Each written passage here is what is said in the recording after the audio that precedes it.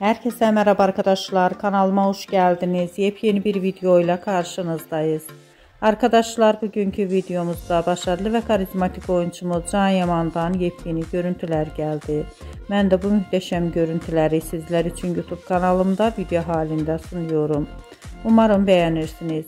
Arkadaşlar, videomu beğendiyseniz kanalımı izlemeyi ve bildirim butonuna basmayı unutmayın. Şimdilik benden bu kadar olsun. Yeni videomuzda görüşmek üzere. Hoşça kalın.